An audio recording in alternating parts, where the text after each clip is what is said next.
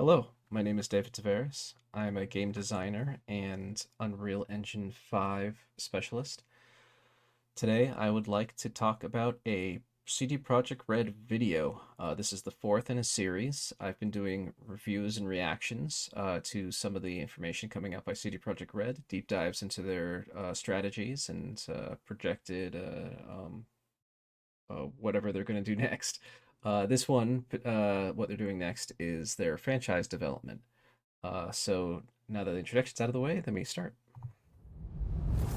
Hello, my name is Jeremiah Cohn. Earlier this year, I joined the board of CD Projekt and have taken on the role of Chief Marketing Officer.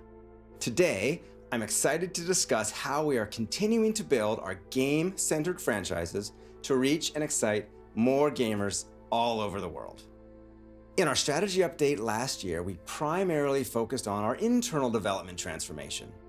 But we also presented the idea of the Franchise Flywheel, a framework for how we think about our game-centered ecosystems and how we approach building and growing the reach of our games and fanbase.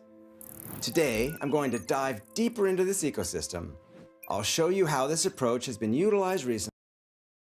I'm going to pause here because I want to talk a little bit about the franchise flywheel. They've mentioned this before in some of the prior videos, but I will reiterate here.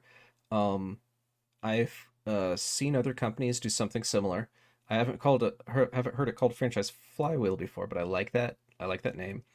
Generally, I've known it as a transmedia approach, where you sort of transcend types of media, whether it's TV, film, mobile games, comics, merchandise. Events is another one. Live performances. There's probably others that I'm not thinking of right now, where they basically just augment each other. It's where you take your franchise, your IP, and you put it on all these platforms, and it allows for twofold. One, you reach broader audiences who like to consume things in certain ways. So the comic fans, the people who just like to watch TV, whatever. But also, most people like to consume more than one form of media, and sort of it bolsters and excites them for every single type of media that they like to enjoy. As you can see, it shows the wheel. Like I like to watch Edge Runners, and so maybe I probably won't play a mobile game, but I'll play the video game. Um, that I actually did that. I played Edge Runners, and I was like, this makes me think of Cyberpunk 2077. Man, I really missed that game. I'm gonna re-download it and play. A lot of people did that. That's probably what's initiated this excitement to make these videos and send them out, is the fact that there's such a high CG Project Red is such a high right now. Um, and then maybe I'll buy the comics. Maybe I'll buy their merch. I do have a Witcher sword. But anyway, I'll let them continue because I don't know their particular point of view. And how it will help us take our business to new heights in the years ahead. Let's dive in. First and foremost, we are a passionate game studio. Our mission is to create revolutionary role-playing games with memorable stories that inspire gamers. Right there, that's what I love. I don't think that most companies do that. They don't. It's not about inspiring you. It's about getting you to buy the game. And I think that the integrity of CG Projekt Red is higher than they're often given credit for. Let's see what else Games they that have to we say. create are the heart of our company, and as we build our franchises, they are always at the center. You could say our games are the sun in the solar system of our franchises. This year, we have taken a huge step to build Cyberpunk 2077's fan base by releasing Cyberpunk Edge Runners, an anime series that premiered on Netflix on September 13th. Following great reviews, fans of our game responded enthusiastically by watching and celebrating the show, helping achieve placement in the global top 10 most watched Netflix list for the release week. Created in collaboration with the legendary Japanese animation studio Trigger, Edge Runners also expanded the storytelling potential of the Cyberpunk universe, opening up the world of the game to brand new audiences that had not yet. They keep on showing like cosplayers and stuff. I wonder if part of their flywheel includes events. I know they've mentioned events before, but not as part of their flywheel. It'd be really cool to have like a big international CD Projekt Red con where you get to like see people dressed up, even just guests dress up as Cyberpunk characters and Witcher characters and whatever future franchises they have. Play games, all their transmedia stuff can be in one place. Just have a physical occasion, like a big celebration of it. And it could be like a great place to announce stuff, that kind of thing. I'm not sure if that's in the works, but hey, if you need someone who coordinates events, I am an event coordinator with Gen Con LLC, the world's largest tabletop uh, gaming convention. So I might know a thing or two about it. Let me know. Yet played, and now we hope will. To more directly connect edge runners with the Cyberpunk game, we created a special update for players called the Edge Runners Update, which we released on September 6th, 1 week before the show's premiere. This game update included content and elements from the show, So they're showing now an overlay of both the show bridging and together Cyberpunk these two 2077, standalone where stories. it goes back and This forth. I love this because it really shows that they have a continuity towards their story. They maintain the integrity of the franchise. This is actually, in my opinion, rare among big companies that hold titles, hold IP, hold franchises. Um, a lot of them will just completely diverge and make new things, which, it's their right. It's fine that they feel that way. But I like what in the TTRPG space is what we call the meta plot, where there's continuity in the storyline, even between editions. That's for TTRPGs, between games, between media. And to me, I believe that is more of a an approach I'm comfortable with. Um, and that's because it allows some consistency for between the media for the viewers to root to, rather than like there's lore. It's all about the lore, and if the lore is inconsistent, then it's hard to track the lore. You have to like know all like this is the lore for this edition, this is the lore for the comics.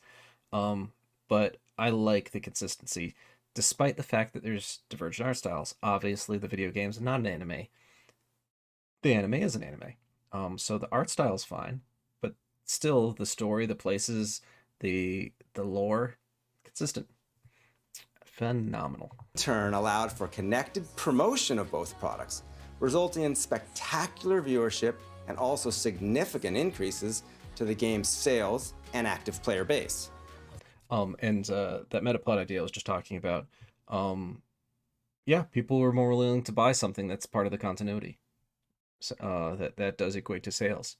I think it's super strange that it's more common of a strategy to just reinvent and just be like, now this is completely different. It's like, then why even use the franchise? Like you should use a franchise for what it is, what its lore, its history. Um, if you want to make something new, just make something new. To further support the Cyberpunk franchise, we have released multiple consumer products this year. Through our partnership with Mattel and Porsche, we released the first Cyberpunk 2077 Hot Wheels in August. With CMON, the award-winning tabletop gaming publisher, we announced Cyberpunk Gangs of Night City. Oh, neat! I can't wait to see that at Gen Con. Again, Gen Con is the world's largest tabletop convention. CMON always exhibits, so I'm gonna play this Cyber Gangs of Night City. Wow. And through our ongoing partnership with comic book leader Dark Horse Comics, we have released dozens of exceptional books and comics, with many more on the way. These are just a few examples of how we collaborate with external partners on franchise products, allowing us to focus our internal developers directly on making games.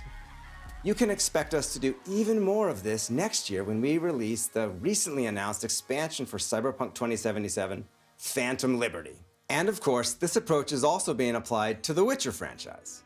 Later this year, we will release the PS5 and Xbox Series versions of The Witcher 3 Wild Hunt, something we've been preparing for some time. This game's release will include DLC inspired by the Netflix Witcher series, which is great timing as Netflix plans to release their next Witcher series, Blood Origins, soon as well. I love the Witcher series. I would say I am slightly more of a Witcher fan than I am a Cyberpunk fan. Don't get me wrong. I love Cyberpunk. I love 2077. I like Cyberpunk Red. I love Cyberpunk 2020. I like Cyberpunk Edge Runners. I like Cyberpunk, the genre, and other things that aren't Cyberpunk. Um, uh, that's my Ponseth Cyberpunk, that is. It does get tricky talking about it when the name of his game is also the title of the entire genre. Um, Kind of like Witcher's Fantasy if it was just called Fantasy.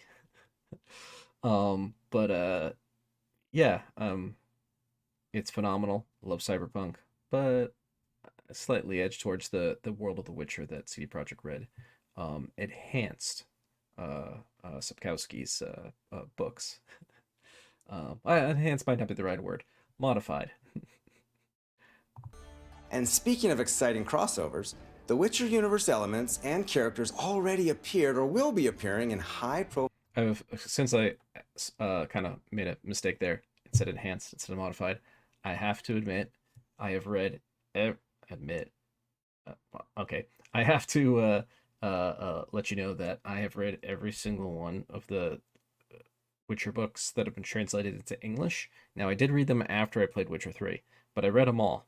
And I love them. They're phenomenal. There are some subtle differences, some not so subtle differences, but overall, I think it captured that world if it continued um, as just like a tabula rasa of all that stuff happened, but everything else you can do whatever you want.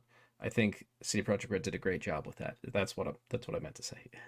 Profile multiplayer games during the same time frame, including the mobile hit AFK Arena and the critically acclaimed MMO Lost Ark.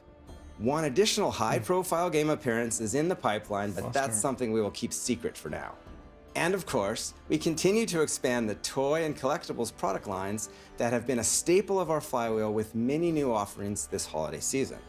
That's a snapshot of some of our franchise activity for 2022.